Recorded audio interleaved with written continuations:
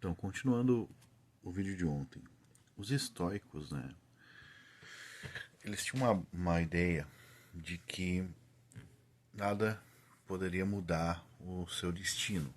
Diversos escritos gregos, eles eram baseados no estoicismo. O estoicismo, ele via que existia uma autarquia, ou seja, você deveria colocar a sua mente naquilo que era imutável, naquilo que não mudava, em valores, né, em princípios que não mudavam. E ele tinha uma ideia determinista ou fatalista das coisas, né? Eu não diria determinista, mas fatalista das coisas. Então, dentro do estoicismo, o que prevaleceu muito, por mais que seja de uma maneira indireta, não necessariamente ligada, é o pensamento de Parmênides e Zenão, como falei ali nos outros vídeos, de que não há real movimento nas coisas, né? Mas elas são aquilo que são, como uma impressão de uma tinta, uma impressão de um mosaico ou de algo na história. Então o movimento ele não é real, né, na ideia de Zenão e Parmênides. Não que os estoicos tenham a pressuposto esse princípio, né? Mas talvez por uma maneira indireta dos ensinamentos desses pré-socráticos, eles tenham chegado até essa ideia. Então, em termos de metafísica, eles eram, de certa maneira, alguns deterministas e fatalistas. Essa visão deles de que as coisas estão destinadas fez e faz com que muitos acusem o calvinismo de ser estoico. Né? Mas isso é uma falácia genética. O que é uma falácia genética? Uma falácia genética é você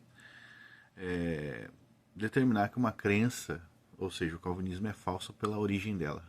Mas como assim? Mesmo que a raiz da crença do calvinismo fosse, e não é, né? O estoicismo, ainda assim, você não conseguiria provar que essa crença está errada. Isso é uma falácia genética, né?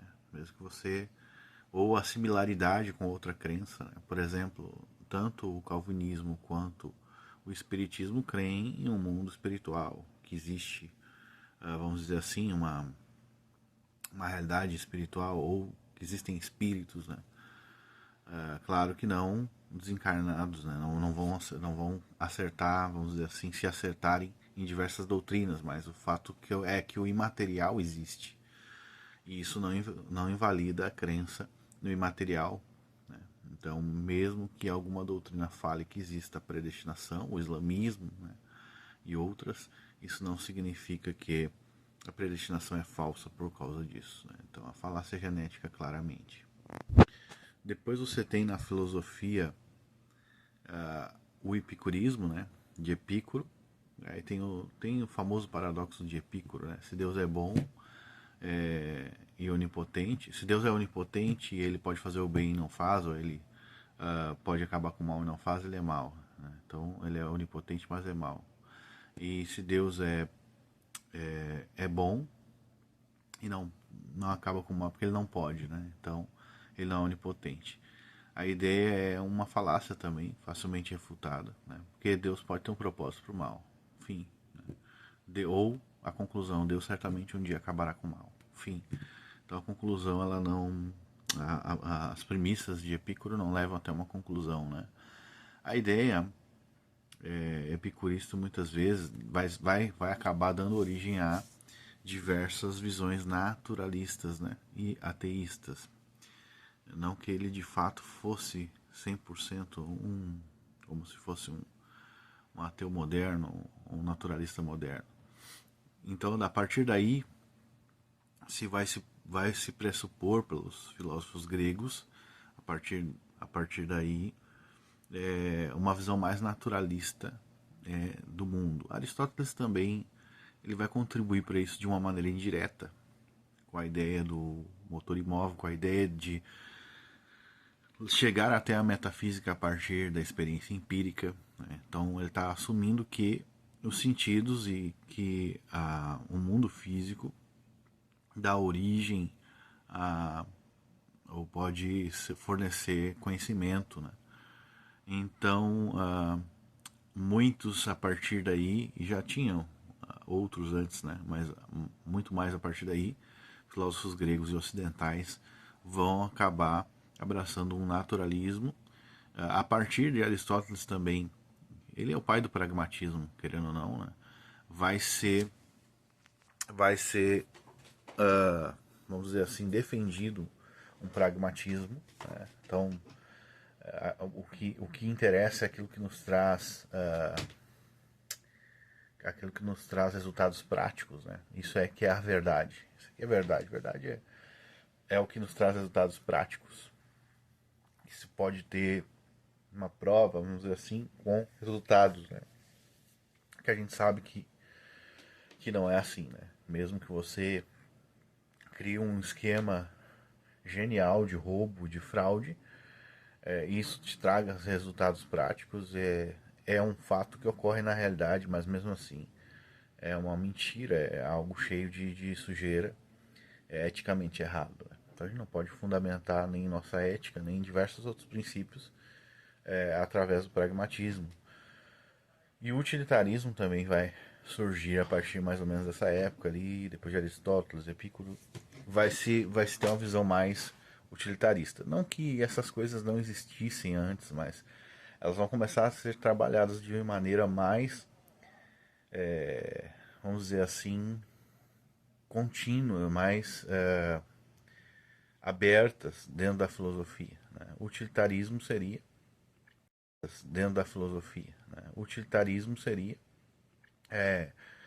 causar o menos de mal possível no mundo. Então, se a ação que eu vou fazer causa o menos de mal possível no mundo, então essa ação é boa. Ou se a ação que eu vou fazer causa mais bem do que bom, então essa ação eu devo escolher. Então, o utilitarismo ele parte do pressuposto de que a ética ele tem um pressuposto pragmático, como eu estava falando ali, né?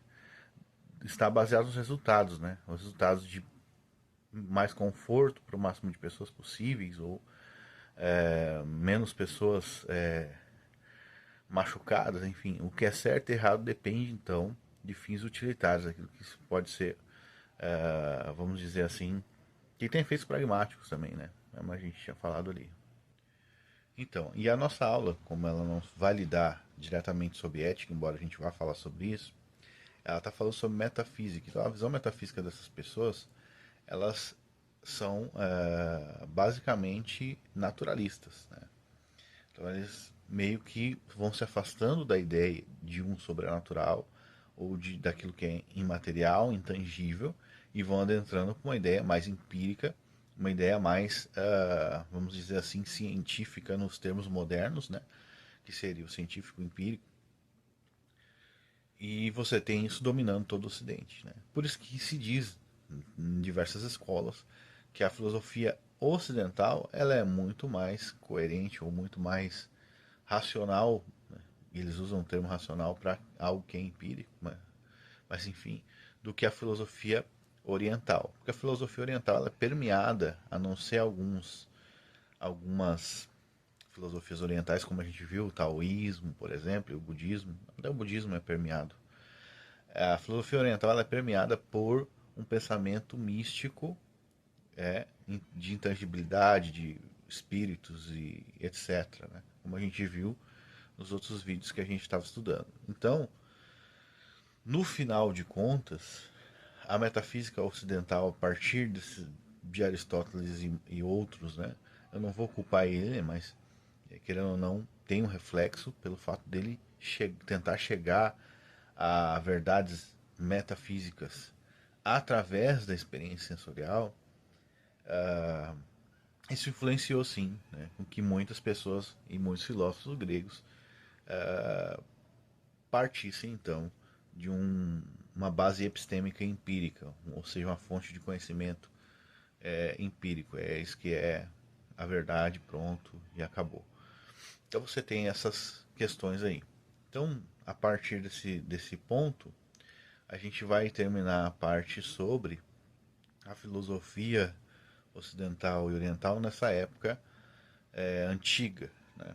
Então, acaba aí a filosofia antiga, agora a gente vai falar sobre outros filósofos e outras visões de metafísica. Né?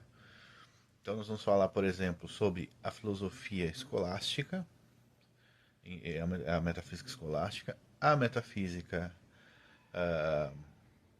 islâmica, tá? E depois nós vamos falar sobre as metafísicas modernas e pós-modernas. A moderna é a que vem da, depois da Reforma Protestante, basicamente, um pouco antes da Reforma, mas enfim, e segue. E a pós-moderna aí basicamente vai começar ali depois do puritanismo e depois das guerras mundiais, e já é chamado um pensamento pós-moderno. Né? Pós-modernismo geralmente é uma referência ali depois das guerras mundiais. Mas nós vamos trabalhar basicamente nesse tipo de divisão aí. Um pouco depois do puritanismo e ver o que era defendido, até pelos próprios puritanos. Nós vamos ver que o ocasionalismo ele ganha força com o puritanismo, com Edwards, com Jonathan Edwards. Embora ele tenha sido receoso, ele afirmou o ocasionalismo. Erskine, que é um pastor escocês, presbiteriano, e outros. Né? E depois nós vamos ver agora, dentro dessa idade pós-modernismo, não que esses pensadores sejam pós-modernos, mas e contemporâneos, né? Nós vamos ver pensadores então o que eles falam sobre não só o ocasionalismo, mas metafísica em geral. Então vamos começar falando sobre a filosofia islâmica no que tange à metafísica. Bom, uma das coisas importantes para se falar é que Al-Ghazali, que vai lidar com a questão metafísica voltada ao ocasionalismo, e Avicena e outros filósofos islâmicos vão basicamente defender o aristotelismo, a mesma coisa que um tomismo, né? A ideia de causalidade primeira e causalidade segunda. Então você tem esses dois pensamentos prevalecentes dentro da filosofia islâmica, dentro da metafísica islâmica. Com isso, você pode ver que muitas pessoas dizem: ah, mas o ocasionalismo existe dentro da filosofia islâmica. Mas o causalismo secundário, a ideia de causa primeira e causa segunda, também existe dentro da filosofia islâmica, com Avicena e outros pensadores islâmicos. Então, novamente, uma falácia genética. Né? Não é algo exclusivo da escolástica ou da Igreja Católica o pensamento de que Deus é a causa primeira, então o homem é criatura, a criação é a causa segunda. Né? Isso é algo que também os islâmicos usaram para explicar a sua visão metafísica. Mas Al-Ghazali, então, vai defender um ocasionalismo. Né? Diferente dos outros colegas dele islâmicos, ele vai defender o ocasionalismo. Então, Al-Ghazali ele vai... É importante ressaltar isso, porque para Al-Ghazali, o ocasionalismo dele é diferente do próprio ocasionalismo de Malebranche. Por isso que Malebranche ele se destaca. Porque para Al-Ghazali, não apenas Deus poderia ser essa única causa, essa causa em cima dos eventos físicos, né? E as causas segundas, ou seja, as causas físicas e materiais não serem causas reais, mas um anjo ou um ser espiritual também poderia ser, um gênio, enfim. Então, para Al-Ghazali, o ocasionalismo dele ele não é estrito necessariamente a Deus. Já é uma coisa bem diferente, por exemplo, do ocasionalismo de Nicolas Malebranche, ou ocasionalismo de Vincent Chung. Totalmente diferente. Então é bom você perceber isso e saber disso. Né? Muitas vezes vão dizer, ah, mas não é a mesma coisa. O ocasionalismo de Al-Ghazali, ele está defendendo que algo imaterial é a real causa daquilo que é material. E que os eventos físicos, ou seja, você queimar um algodão, não é necessariamente uma relação entre causa e efeito da queima do algodão, do fogo, com o algodão sendo queimado. Então, os elementos para o Al-Ghazali, isso por causa do problema da indução, obviamente, eles não vão ter um poder causativo inerentes, como a gente está falando ali, né, nos outros vídeos. Então, nisso ele acerta. Agora, obviamente, a visão dele vai defender que, né, não é Deus necessariamente que faça essa causalidade. Pode ser um anjo, pode ser um espírito. Esse é o tipo de ocasionalismo de Al-Ghazali. E isso diferencia, coloca Marley Branch, coloca Jung e outros filósofos como Jonathan Edwards, num padrão totalmente diferente de ocasionalismo, um padrão mais teocêntrico, um padrão mais bíblico, um padrão não herético, obviamente, né? E é interessante você perceber essa distinção. Al-Ghazali, ele era de uma escola acharita, e dentro dessa escola, alguns líderes já haviam defendido alguma forma de ocasionalismo, né? Como eu disse aí, né? Esses moldes aí de Al-Ghazali, né?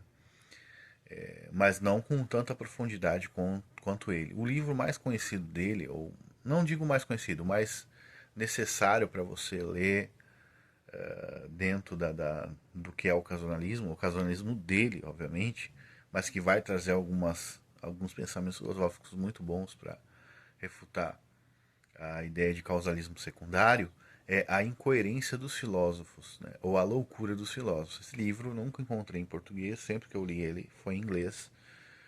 Infelizmente, talvez alguém tenha feito alguma tradução mecânica, né? Talvez você encontre alguma tradução mecânica ou talvez alguém tenha feito alguma tradução, mas eu nunca encontrei. Então, depois nós vamos ter ali os outros filósofos islâmicos, né, como eu disse ali, defendendo uma espécie de aristotelismo, né, na metafísica, que era muito comum. Né? Então, mas o ocasionalismo é islâmico. Não, não. Aí a gente pode dizer também que o causalismo secundário também é islâmico. Né? Isso é falácia genética, né? Esse tipo de falácia é muito comum. As pessoas, quando elas querem validar uma doutrina, elas vão acabar fazendo esse tipo de coisa. Seguimos então em frente ali, vamos deixar um pouco essa filosofia islâmica e vamos seguir adiante. Então você vai ter dois pensadores importantes da filosofia na Idade Média ali, na Idade da Igreja Católica, antes da Reforma. Tomás de Aquino, obviamente, como a gente já viu, que vai defender e vai tentar adaptar o aristotelismo ao cristianismo, querendo ou não, com a ideia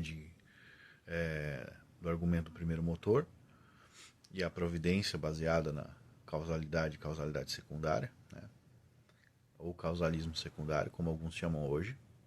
E você vai ter Duns Scotus. Duns Scotus, ele vai, ou Scotus, né? Duns Scotus, como alguns dizem, ele vai acabar confrontando aqui em algumas coisas, mas em base, assim, a sua metafísica, ela era mais teleológica do que a do próprio Aquino.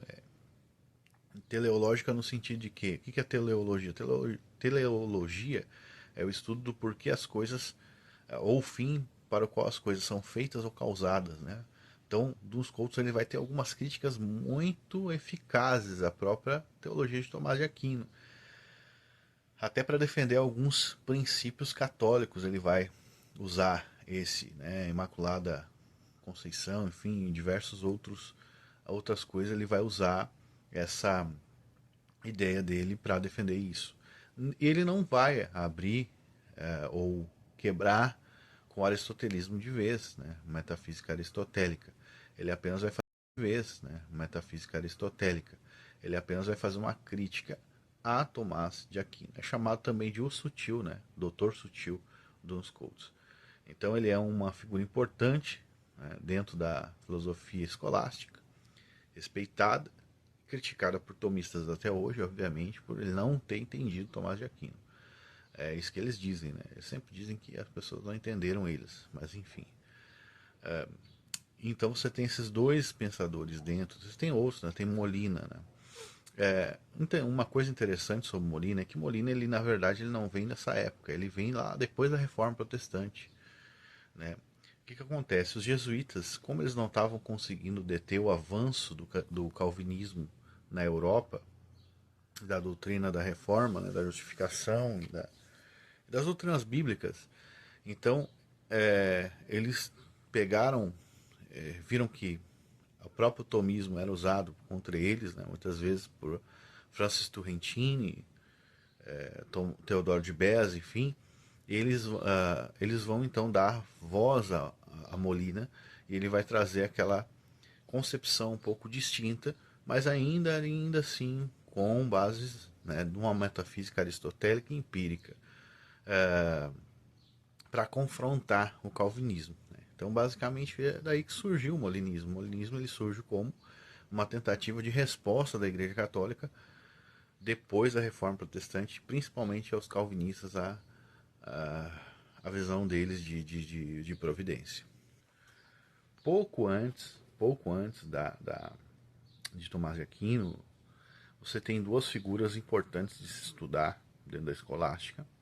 A primeira seria Pedro Lombardo. Pedro Lombardo ele vai também seguir um aristotelismo e ele vai ser uma base para diversos escolásticos. Inclusive Tomás de Aquino vai seguir algumas coisas ali de Pedro Lombardo. Pedro Lombardo ele vai ter também uma metafísica aristotélica, tá? Isso aí lá pelo ano 1100 por aí, né? Ele vai trazer alguns pensamentos aristotélicos ali e também, obviamente, vai trabalhar dentro dessa visão escolástica para defender aquelas doutrinas católicas que são dogmas, né, católicos, né, diversos, como purgatório e coisas do gênero. Ele vai trabalhar isso, né? Tomás de Aquino vai fazer a mesma coisa. Então eles têm esse mesmo princípio. Outra figura, que eu disse que tinha duas, né? Outra figura importante para, caso você queira estudar, era Bernardo de Claraval. Inclusive ele é citado muito por Calvino nas Institutas, Calvino gostava muito dele. Bernardo de Claraval ele é basicamente o padroeiro, vamos dizer assim, o santo dos templários, né? Então, Bernardo de Claraval ele vai trazer uma visão um pouco menos, vamos dizer assim, logicista, né? No sentido de lógica modal, né? Não no sentido de lógica pura, né? Que era a lógica escolástica, mas ele vai trazer uma visão mais geral da igreja, né? Então ele tem uma visão mais ampla de igreja. Então algumas coisas que ele escreve é interessante você ler. Obviamente ainda sim, e não havia rompido com a visão escolástica geral, pensamento escolástico geral da Igreja Católica.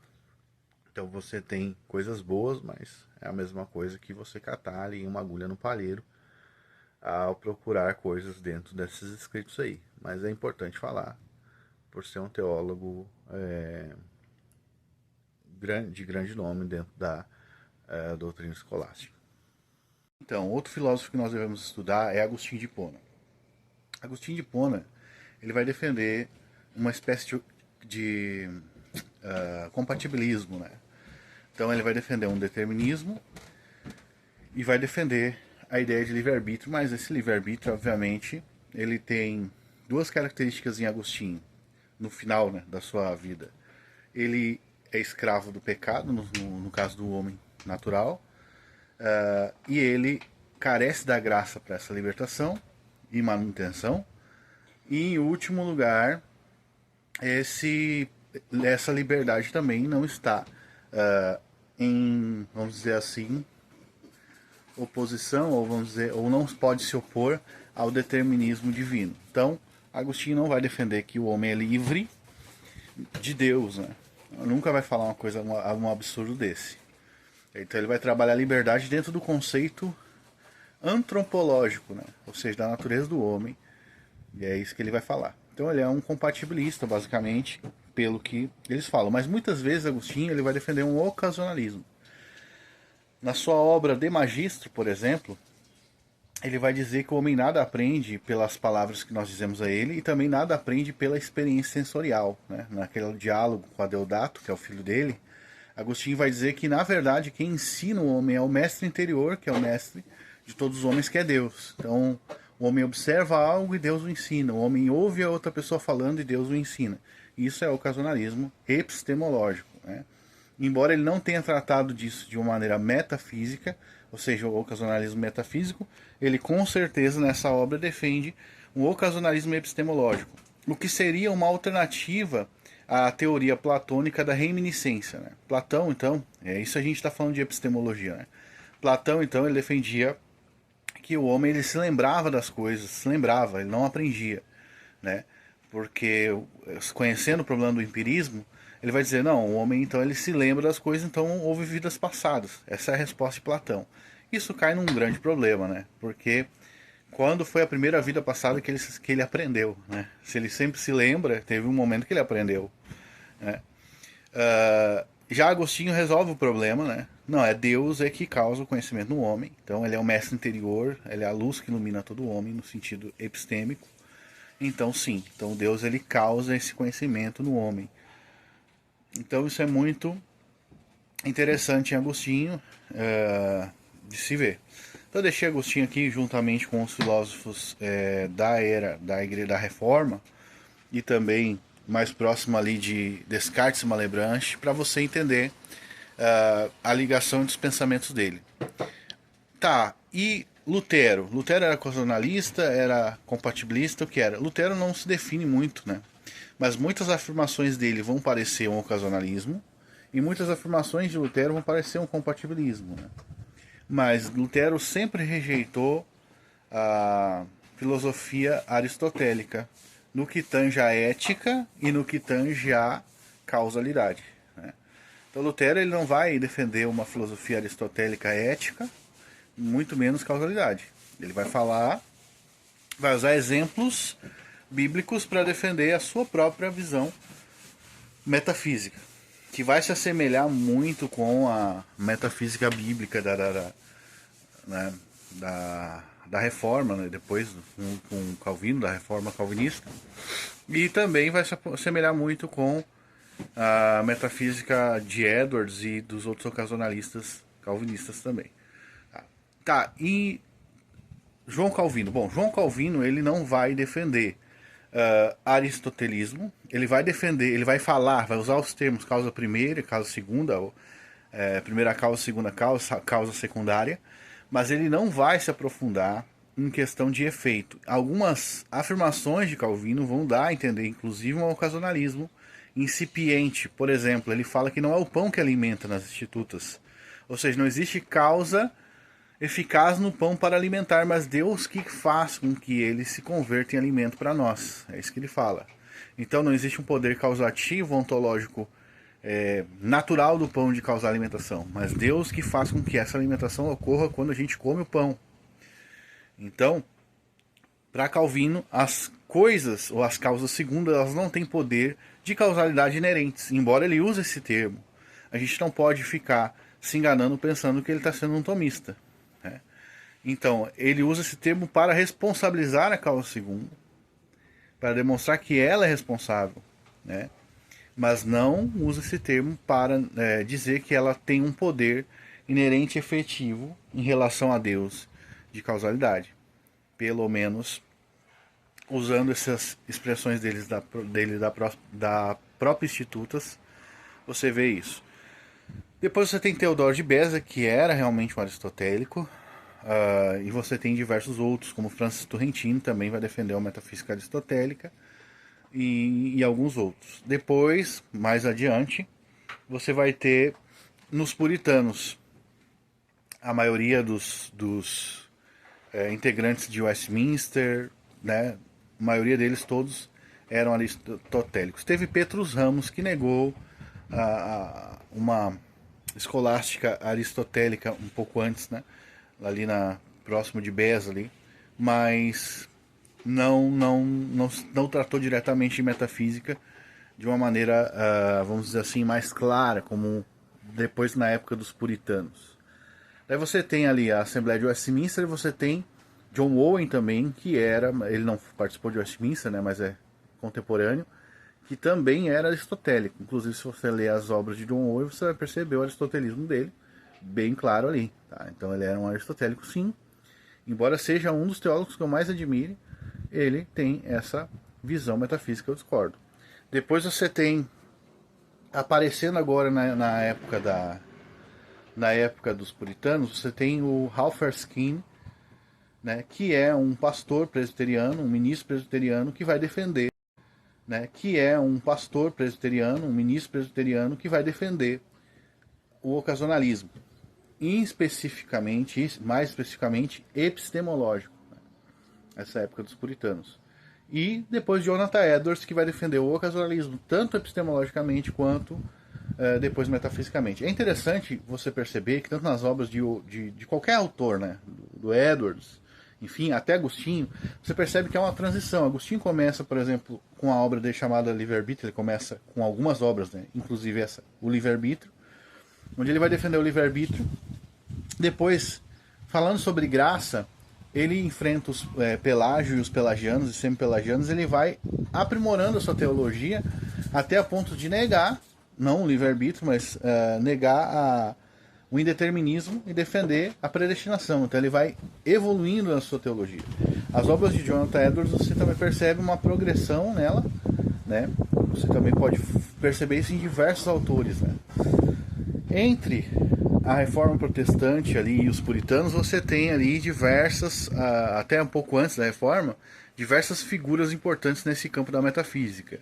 Um deles é Nicolas Altecourt, que era um ministro católico que defendeu um ocasionalismo, e todos os seus escritos, talvez algum foi preservado, mas a maioria deles foi queimado, ele foi condenado, né? A Igreja Católica condenou.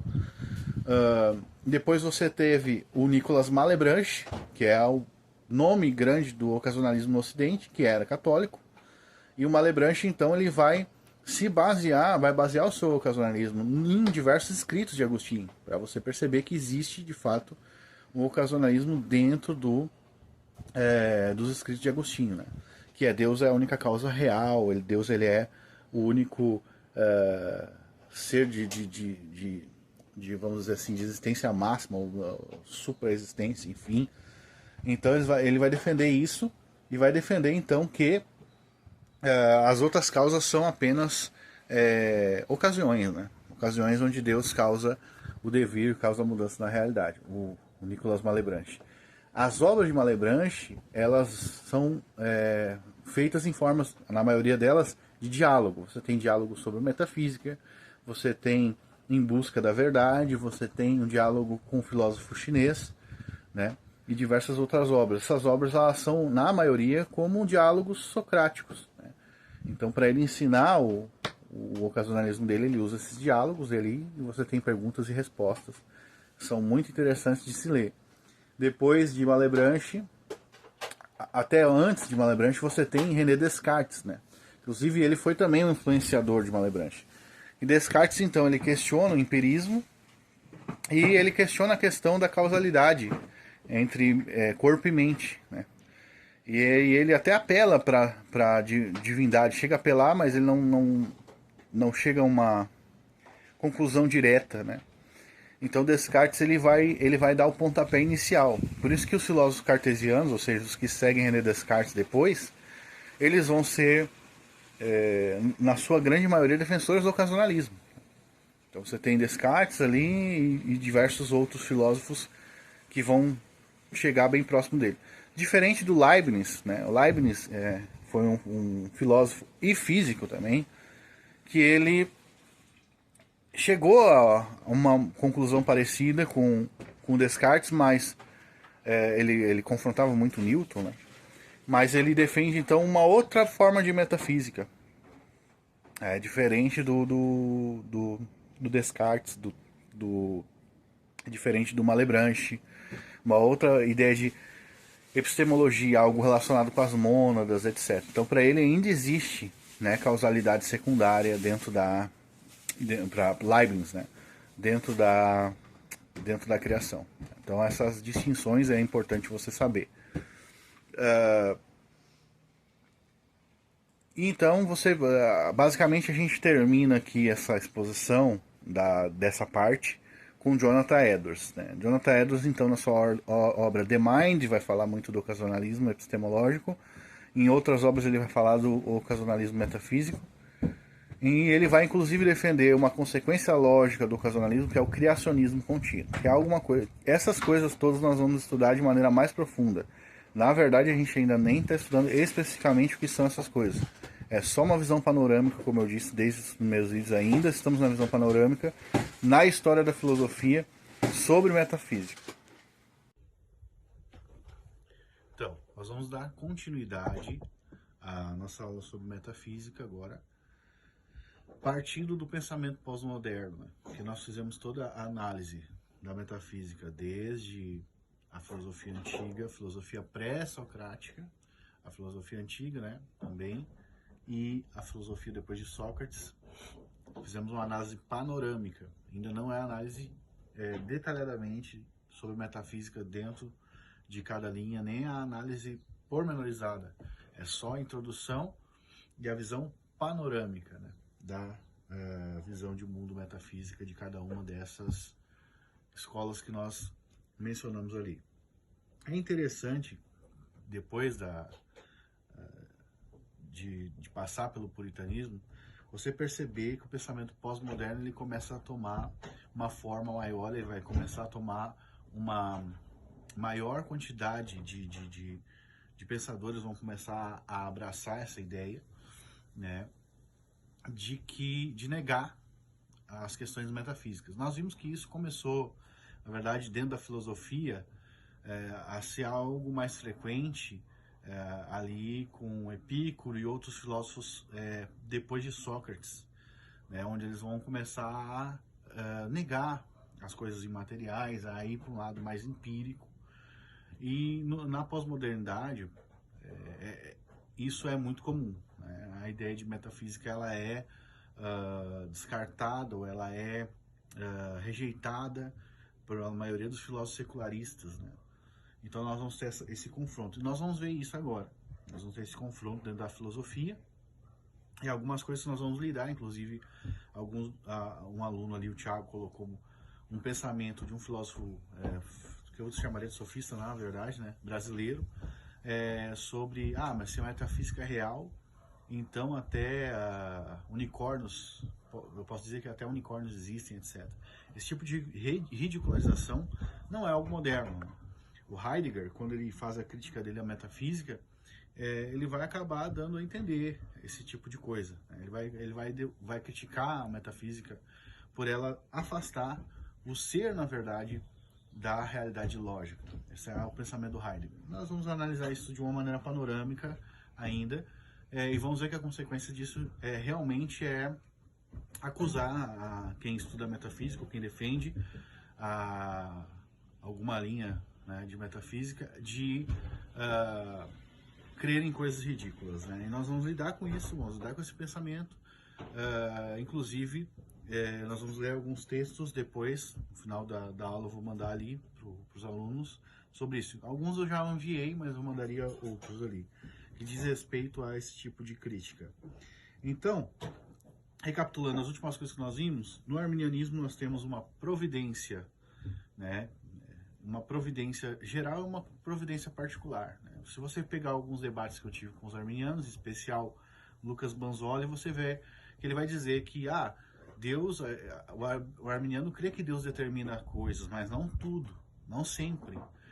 Então quer dizer que se um pássaro entrar aqui pela minha janela agora, não quer dizer que Deus determinou ele. Agora, se Deus determina que ele entre aqui de uma maneira especial, aí é outra história. Esse é o pensamento deles, né? De como funciona a metafísica deles. Então, é necessário um evento especial na mente do arminiano e também na mente do tomista.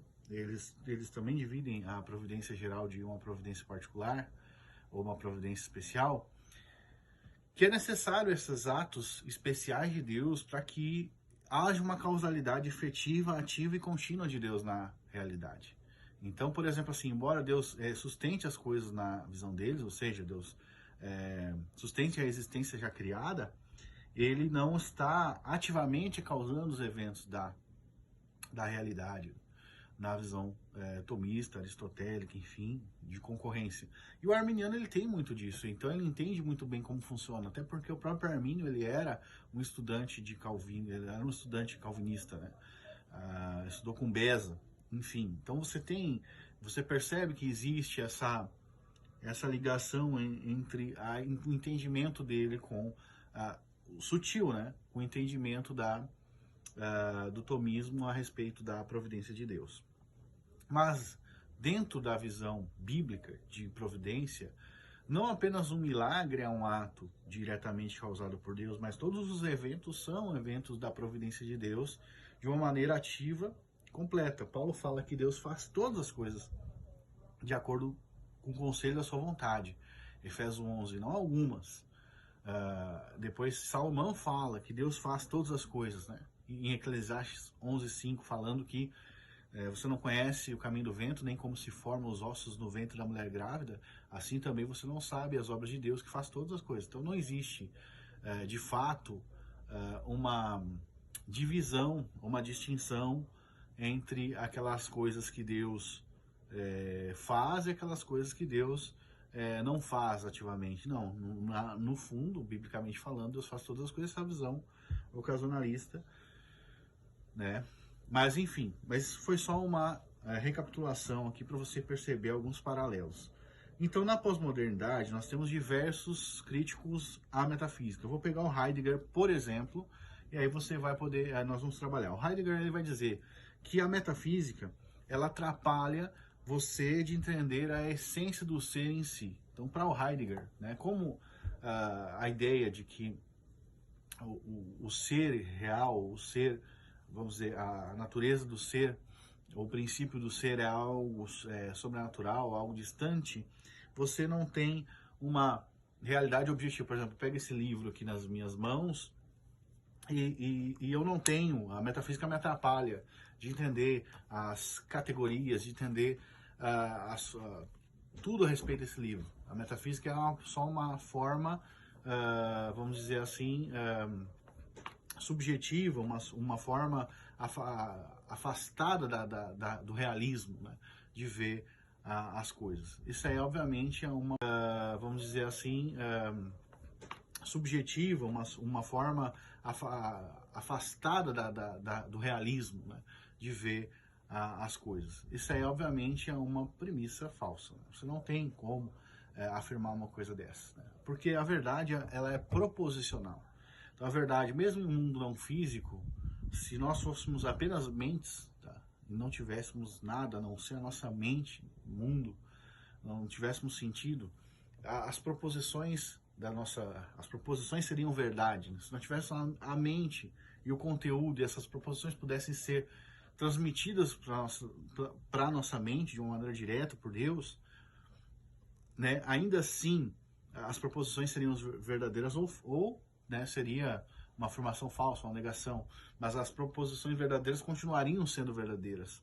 Assim, a metafísica, por lidar por coisas que são invisíveis, não necessariamente lide apenas com coisas abstratas, como ele acredita, ou coisas que não são reais, né?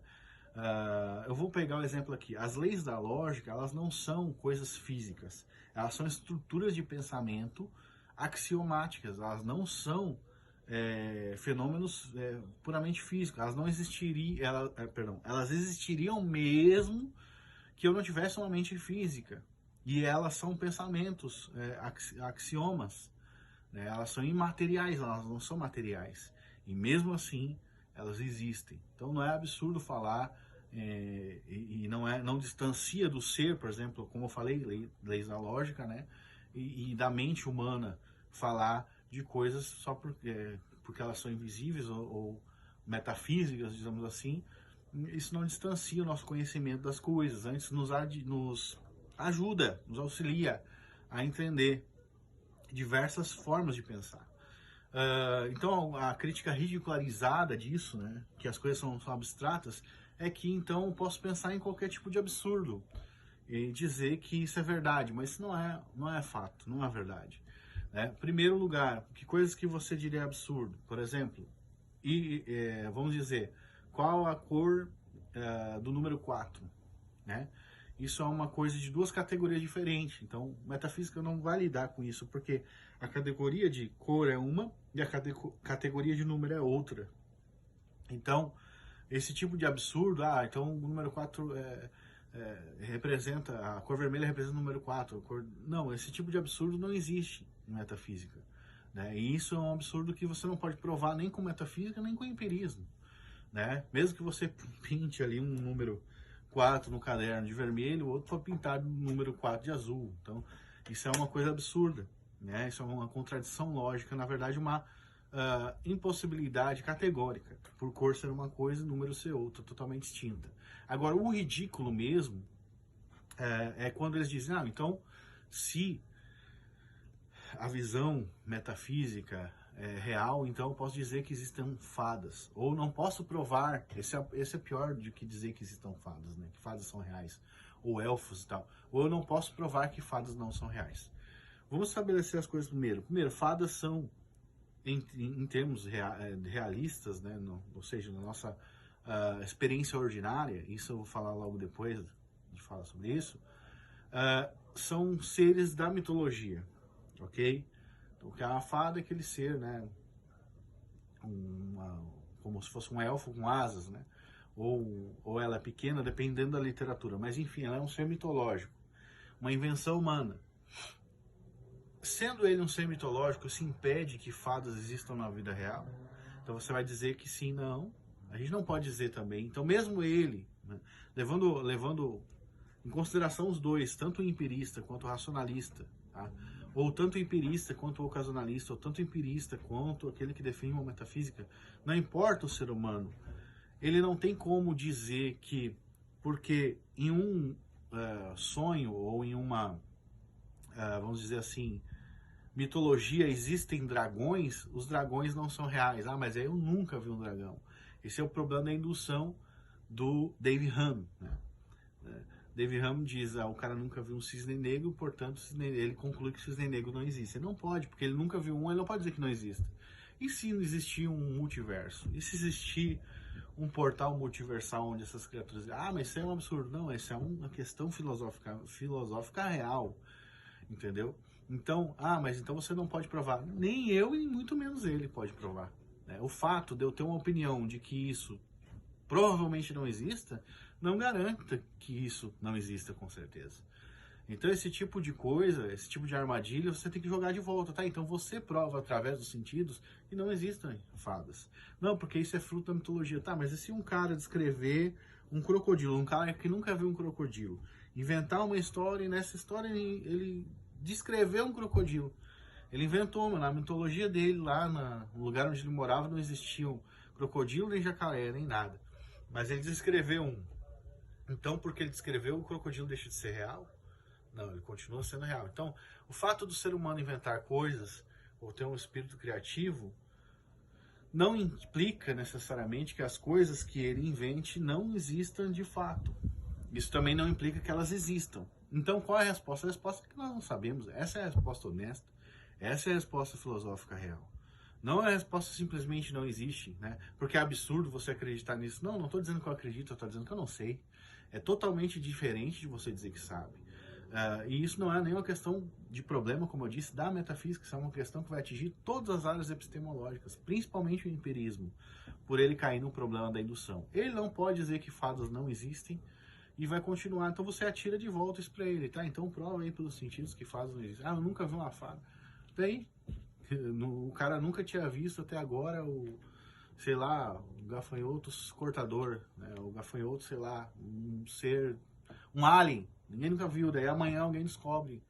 Mas tá defendendo vida alienígena? Não, para mim não faz diferença nenhuma se existe ou não. Eu sei que Deus criou todas as coisas e que Deus causa tudo. Tudo está debaixo do controle de Deus. A existência de alienígenas ou a não existência não faz a mínima diferença para mim, né? Como cristão e também como filósofo. Então, não faz nenhuma diferença a existência de alien ou não. Então não faz nenhuma diferença a existência de fada ou não. Mas isso aí é uma coisa absurda. Parece ser mais absurdo, porque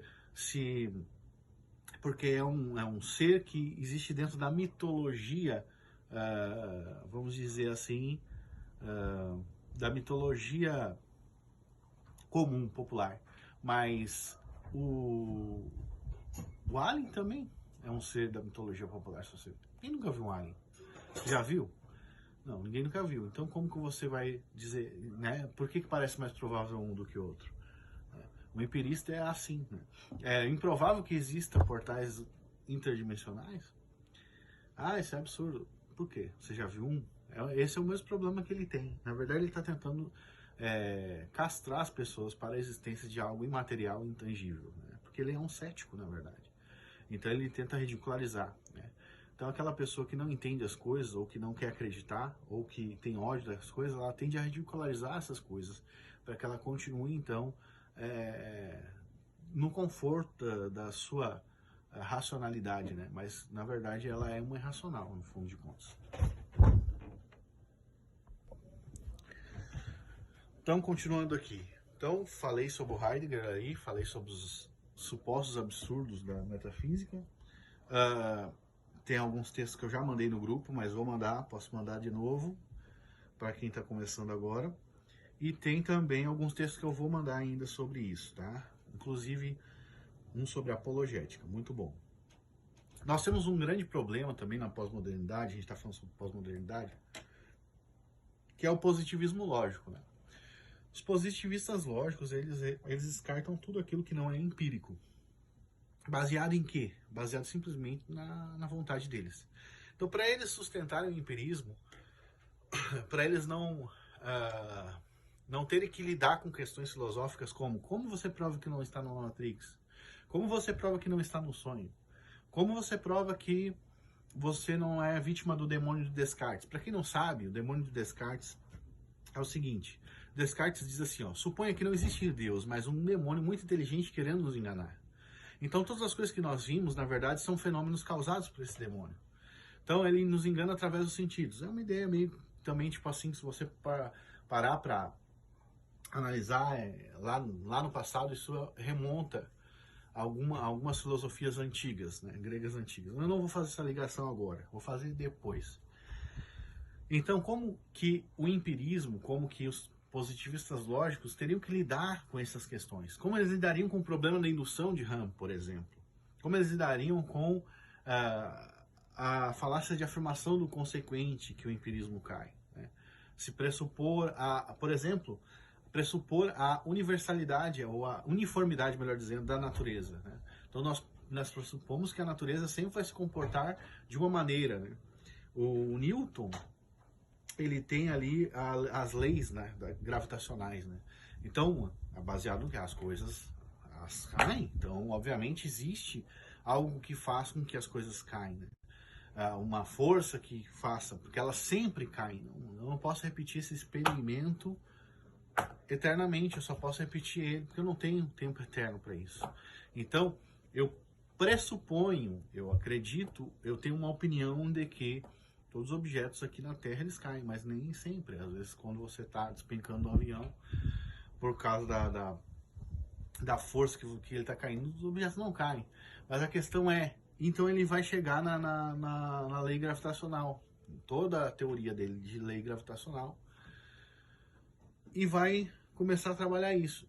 Só que essa própria lei gravitacional, hoje, dentro da escola acadêmica, ela está sendo rejeitada pela teoria da relatividade de Einstein.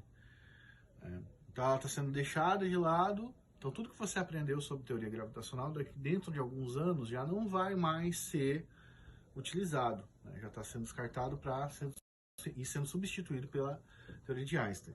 A ciência, ela não pode levar o homem até o conhecimento, aquilo que a filosofia chama de conhecimento.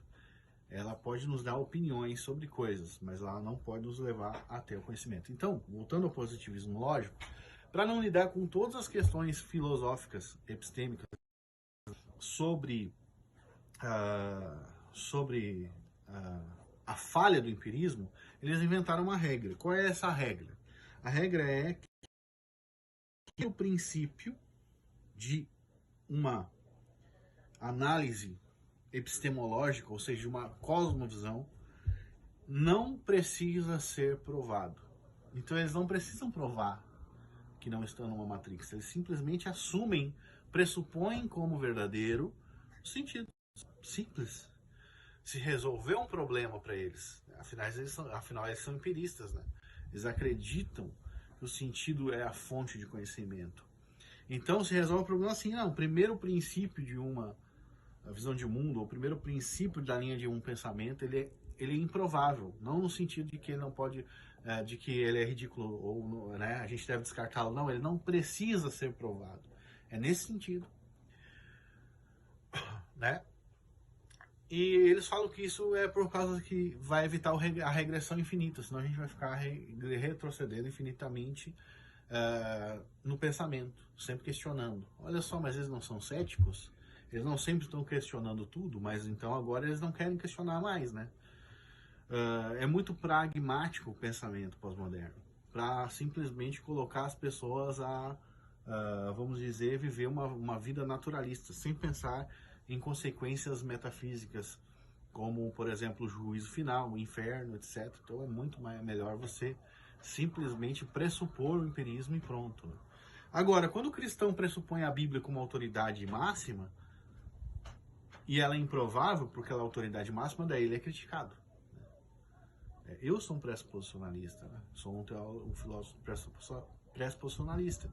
Então, obviamente, eu creio que todos têm pressuposições. Por isso que eu creio que a justificação é pela fé, eu creio que Deus é que dá a fé em consequências metafísicas, como, por exemplo, o juízo final, o inferno, etc. Então, é muito melhor você simplesmente pressupor o empirismo e pronto. Agora, quando o cristão pressupõe a Bíblia como autoridade máxima, e ela é improvável porque ela é autoridade máxima, daí ele é criticado. Eu sou um pressuposicionalista, né? Sou um filósofo pressuposicionalista. Então, obviamente, eu creio que todos têm pressuposições. Por isso que eu creio que a justificação é pela fé, eu creio que Deus é que dá a fé ao homem, Deus dá o conhecimento ao homem, todos os dons vêm de Deus, tudo Deus é que causa, né? Sabedoria, inteligência, todas essas características são características de Deus para o indivíduo. Mas é claro, se um cristão faz isso, eles acham absurdo, mas eles próprios pressupõem. Eles não... Que absurdo você questionar coisas como se você está numa Matrix, como você pode provar. É absurdo você questionar, ou seja, você pode questionar tudo, menos aquilo que tira eles da linha de conforto, menos aquilo que tira eles da linha de... não só da zona de conforto, mas que tira eles do habitat de controle. Então esse é o problema do positivismo lógico. Então tem diversos tipos de correntes filosóficas e elas vão estar mais ou menos alinhadas com isso que eu falei. Tá? E nós temos aqui alguns filósofos modernos que a gente pode indicar para você ler agora no final de terminar essa aula. O Richard Miller, tá?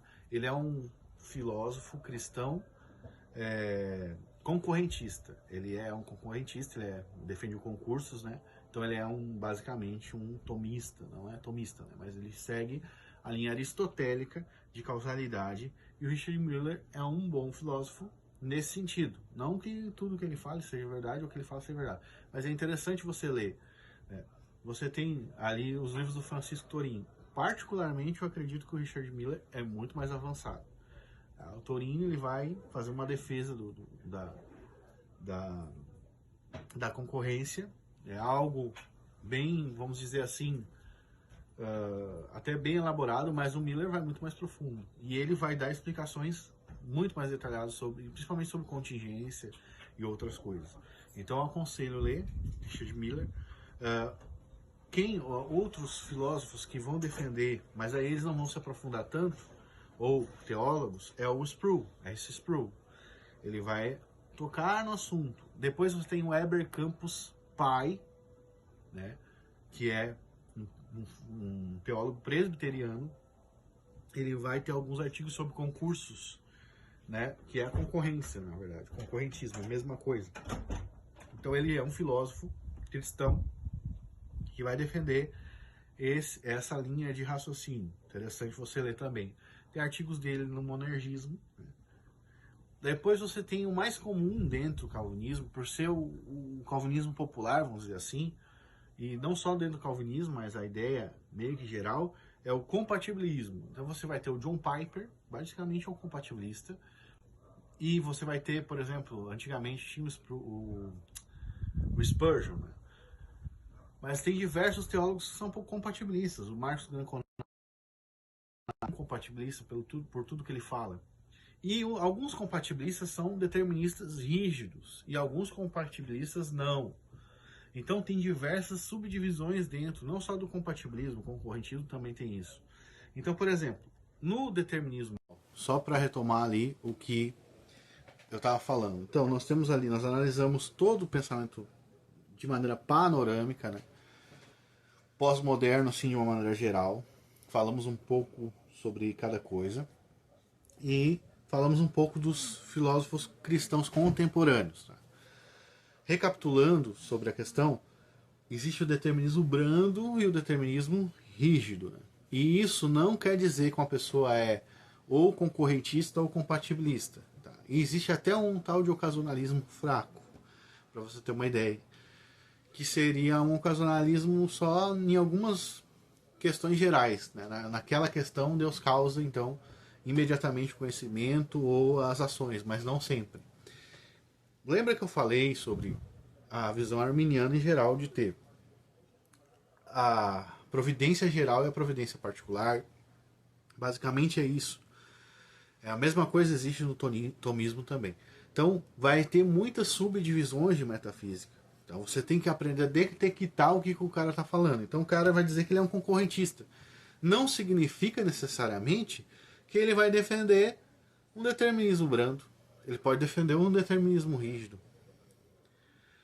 Ele vai dizer que ele é um compatibilista. A mesma coisa. Não significa que ele vai defender que o mal é apenas permitido, né? Ou que o homem tem alguma liberdade com relação ao mal. Muitas vezes não. Muitas vezes ele é um determinista rígido. Mas ele não é. Ele não quer se rotular como ocasionalista. Mas a única coisa que é coerente com isso é o ocasionalismo. Né? E existe o ocasionalismo brando também, que é chamado ocasionalismo fraco. O Alvin Plantinga, num artigo que tem na internet dele, num trecho de um livro, mas o artigo é Lei, Causa e Ocasionalismo, ele vai dizer que o ocasionalismo fraco existe. Né? Ele vai chamar de ocasionalismo fraco, que é a ideia de que em alguns momentos, alguns ocasionalistas eles defendiam isso, em alguns momentos então Deus é a causa imediata de todas as coisas, né? E eficaz, mas só naqueles momentos e não na providência geral. Então existe de fato esse tipo de pensamento dentro das cosmovisões. A gente não pode dizer que não. Isso pode parecer muito confuso, mas você vai saber quando um cara ele é um determinista brando ou ele é um determinista rígido. Tem alguns filósofos cristãos que vão falar como deterministas rígidos e daqui a pouco eles vão falar como deterministas brandos. Essa aí é a coerência deles. Você tem que saber detectar isso também. Então, mas esse cara, pelo que ele está falando, ele é um determinista rígido. Aí depois você vê ele falando de novo, mas espera aí, aqui ele é um determinista brando, o que houve? Aconteceu que ele é um ser humano. Ele primeiro falou uma coisa, agora ele está falando outra, totalmente diferente. Né? Então você tem isso, você tem que aprender a detectar isso. Agora, quando a gente fala de metafísica, a gente está falando da mecânica de todas as coisas. Né? Por exemplo, a analogia do dramaturgo, que é a analogia do personagem de uma obra, de um filme ou de um escrito, é uma analogia usada na Bíblia, no Salmo 139:16. Né? Davi diz que todos os dias da vida dele foram escritos determinados por Deus. Então Deus escreve e também determina as coisas que aconteceram na vida dele. Isso inclui bem e mal, atos bons, atos ruins, seta do diabo, o que for que acontece é determinado por Deus. E existe também a ideia dessa analogia do dramaturgo na filosofia cristã, mesmo não ocasionalista. Por exemplo, o Wayne Grudem, na sua teologia sistemática, usa a analogia do dramaturgo. Né? Ele usa o exemplo de Macbeth lá, que eu já falei em alguns vídeos. E o Vincent Chung, usa a analogia do autor também, né? Do dramaturgo. Então você percebe que não é algo exclusivamente de uma. Isso quer dizer que essas pessoas elas são deterministas rígidas, mas elas não... por exemplo, como o Grudem, ele não é um ocasionalista, mas é um determinista rígido com essa analogia. A não ser que ele se desdiga depois em algum outro momento, mas daí é problema dele. Né? Já o Chung não, claramente ele se afirma um ocasionalista. É importante... Outros escritos que eu recomendo é uma teologia sistemática que existe apenas uma tradução mecânica em português aí, em PDF por aí. Tentei encontrar, a versão inteira não existe. Existe uma versão parcial, até umas 500 páginas, da teologia sistemática do Robert Raymond. Essa teologia sistemática ela é muito boa. Ela aborda desde metafísica até epistemologia e escatologia. Então ela é fenomenal. Recomendo lerem. Existe um PDF aí por aí que largam, né? Mas existe para comprar dentro da Amazon ali do Kindle. Quem tem o Kindle pode comprar. Mas ele vai falar algumas coisas. Até essa aí dá para te Para o nosso curso dá para comprar essa da mesmo, para poder fazer. Tá? Ele vai falar que, ele afirma que Deus é a causa decretória do mal, como Deus é a causa decretória de todas as coisas. Ou seja, para ele, a ideia de causalidade, tanto boa quanto má, é igual. Ou seja, não existe uma providência particular no sentido em que, no sentido de metafísica, de causalidade, entendeu? Deus é a causa ativa de todas as coisas. Esse tipo de afirmação é uma afirmação muito rara, mas o Raymond afirma isso. Então você tem alguns teólogos que vale a pena ler. E alguns teólogos recalcitrantes também, mas tem muitos que valem a pena ler. Então essa é a minha recomendação, vou finalizar a aula por aqui. Espero, se tiverem dúvidas, pode colocar no grupo, tá? Espero que você também comece a compartilhar ali o folder da aula, do curso, para outras pessoas fazerem também, tá? E qualquer coisa, qualquer dúvida, pergunte no grupo ali, tá? Estou sempre à disposição. Se eu não responder no momento, é porque eu estou fazendo alguma outra coisa e logo depois eu respondo.